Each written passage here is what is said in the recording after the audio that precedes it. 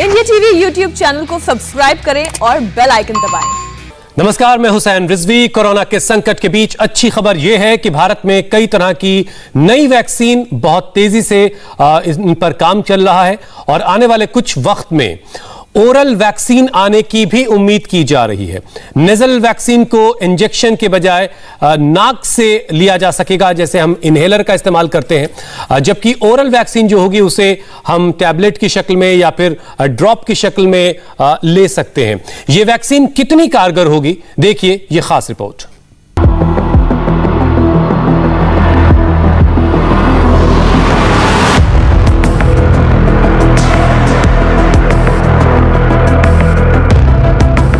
संकट बड़ा है, इसलिए संघर्ष भी लंबा चलने वाला है।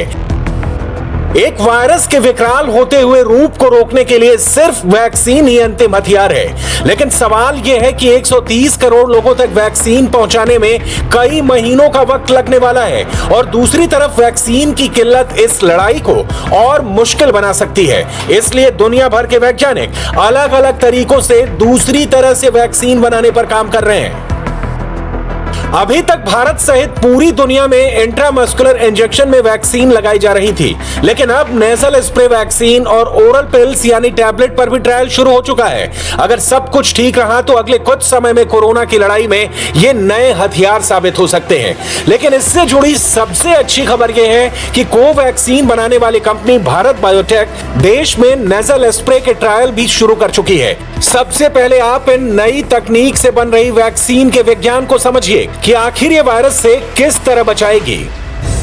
हाथ में इंजेक्शन की बजाय नेजल वैक्सीन के कुछ बूंदे नाक में स्प्रे करके डाली जाएंगी, इसलिए इस वैक्सीन को इंट्रानेजल वैक्सीन कहा जाता है। वैज्ञानिकों का दावा है कि कोरोना वायरस के माइक्रोब्स नाक में मौजूद म्यूकोसा के जरिए शरीर में जाते हैं। नेजल वैक्सीन सीधे म्यूकोसा में ही इम्यून रिस्पॉन्स पैदा करती है। सामान्य शब्दों में कहें तो नेजल वैक्सीन वहां लड़ने के लिए सैनिक खड़े करती है जहां से वायरस शरीर में घुसपैठ करता है। यानी शुरुआती तौर पर नेजल स्प्रे वैक्सीन वायरस को शरीर में हमला करने से रोक देती है। नेजल वैक्सीन के बारे में बात कर रहे हैं, अगर थ्योरेटिकल पॉसिबिलिटी देखा जाए तो सिंस ये इन्फेक्शन जो है हमारे अपर एयरवे के थ्रू ही जाता है, नोज नेजल कैविटी वगैरह के थ्रू जाता है, तो अगर ये वैक्सीन अगर हम नेजल कैविटी के थ्रू एडमिनिस्टर करने की कोई कैपेसिटी डेवलप कर लेते हैं, ऐसा वैक्सीन डेवलप कर लेते हैं तो डेफिनेटली लोकल एरिया में जो इम्यून सिस्टम अगर स्ट्रांग होगा तो ये वायरस जो है इसी एरिया में कंटेन हो जाएगा और ये बाकी ऑर्गन्स को फिर अफेक्ट नहीं करेगा जो प्राइमरी लंग है। उसके अलावा अगर लोकल एरिया में ही इसको कंटेन किया जाए तो ट्रांसमिशन रेट जो इस वायरस का है वो उसको भी कम किया जा सकता है। तो अगर ये वैक्सीन डेवलप होने में हम कामयाब रहते हैं, अगर ऐसी वैक्सीन आ जाती है तो डेफिनेटली ये जो है लोकल एरिया में ही कंट्रोल करके बाकी ऑर्गन डैमेज जो प्रिंसिपली लंग है इस सिचुएशन में और जो ट्रांसमिशन के चांसेस है उसको कम किया जा सकता है। वैज्ञानिकों के मुताबिक सबसे खास बात यह भी है कि इस समय भारत में लग रही वैक्सीन के 2 डोज 40 दिन के अंतर में दिए जा रहे हैं। ऐसे में नेजल वैक्सीन 14 दिन में ही असर दिखाने लगती है। इसके अलावा ये सिंगल डोज वैक्सीन है जिसकी वजह से इसकी ट्रैकिंग आसान है। इसके साइड इफेक्ट्स भी इंट्रामस्कुलर वैक्सीन के मुकाबले कम है। इस वैक्सीन को चिंप एडेनोवायरस यानी चिंपैंजी में पाए जाने वाले वायरस से तैयार किया गया है। यानी इफेक्टिव नेजल डोज न केवल कोरोना वायरस से बचा सकती है बल्कि संक्रमण को फैलने से भी रोक सकती है। देश में जिस तेजी से कोरोना वायरस का संक्रमण हो रहा है उसे रोकने में नेजल वैक्सीन का जल्दी असर दिखाना गेम चेंजर साबित हो सकता है। कोवैक्सीन बनाने वाली हैदराबाद की कंपनी भारत बायोटेक ही नेजल वैक्सीन को भी बना रही है।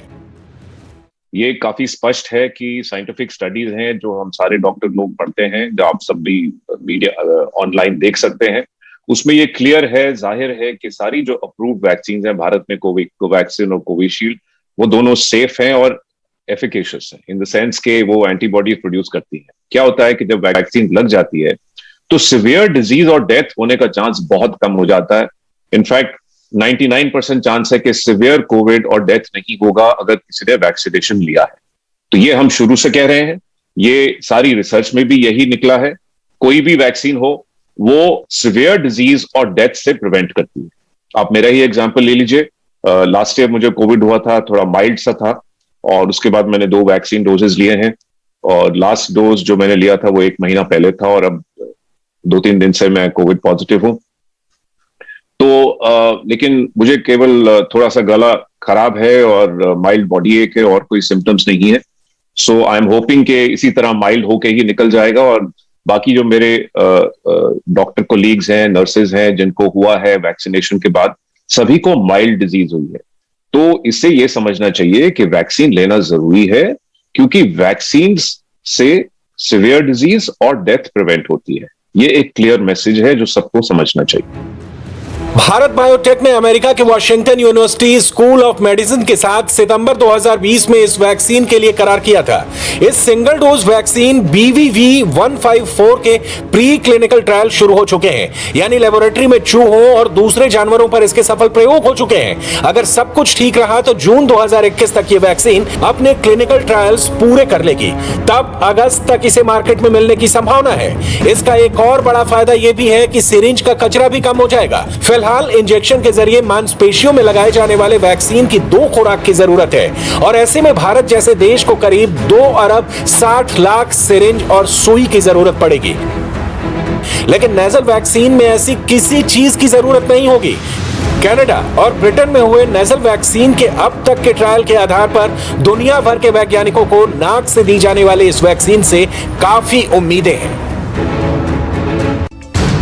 कनाडा की बायोटेक कंपनी सैनोटाइज ने नाइट्रिक ऑक्साइड नेजल स्प्रे तैयार किया है। कंपनी का दावा है कि नेजल स्प्रे नाक में ही वायरल लोड कम कर देता है। इससे ना तो वायरस पनप पाता है और ना ही फेफड़ों में जाकर नुकसान पहुंचा पाता है।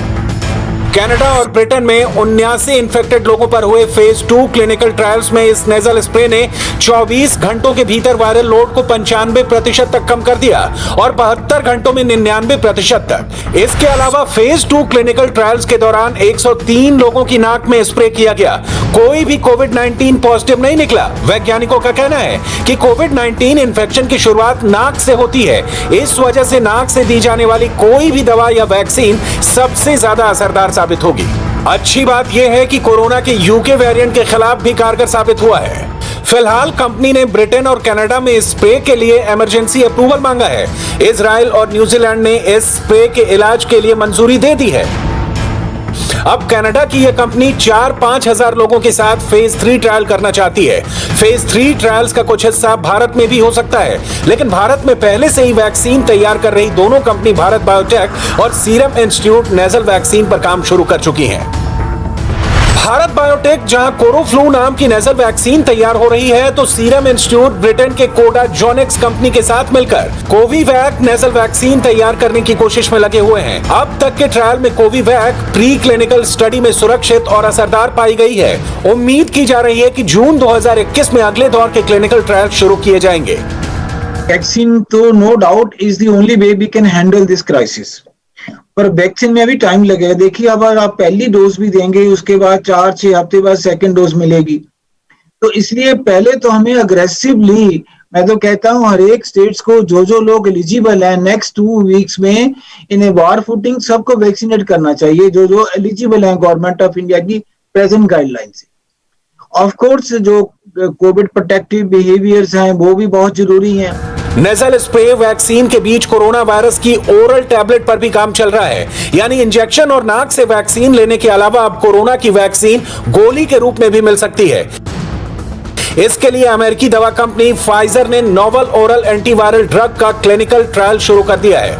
इसे फिलहाल नाम दिया गया है PF07321332। कंपनी के मुताबिक ये ओरल एंटीवायरल दवा नाक, गले और फेफड़ों में वायरस के असर को रोक सकती है। हालांकि भारत में भी जाइडस कैडिला की वेराफेन दवा को मंजूरी मिल गई है।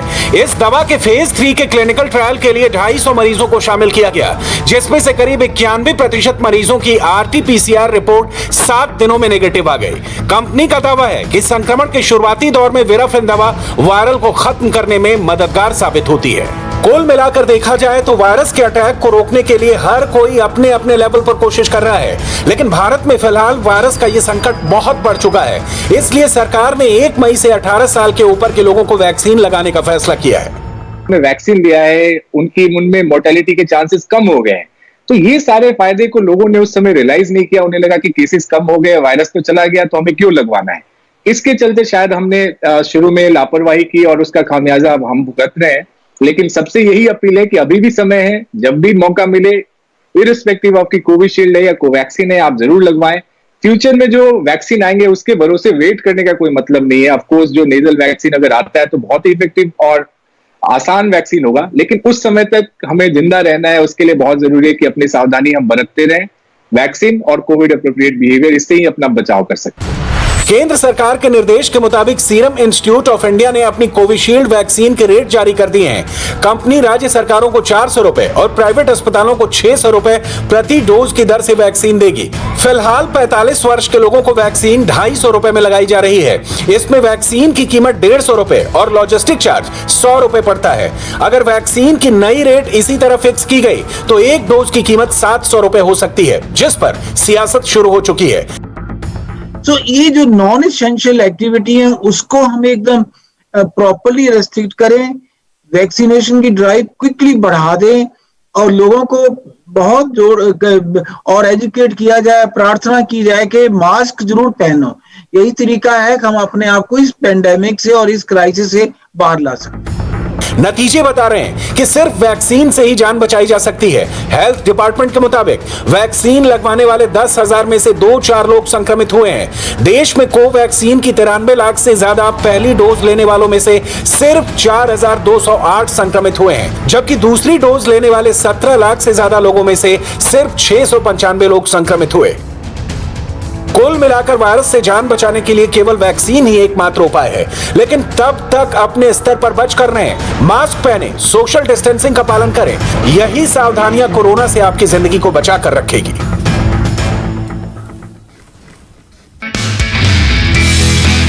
नमस्ते, मैं हूं मीनाक्षी जोशी। वीडियो और खबरों से अपडेट रहने के लिए India TV YouTube channel subscribe करें, बेल आइकन दबाना ना भूलें। जुड़े रहें इंडिया टीवी के साथ।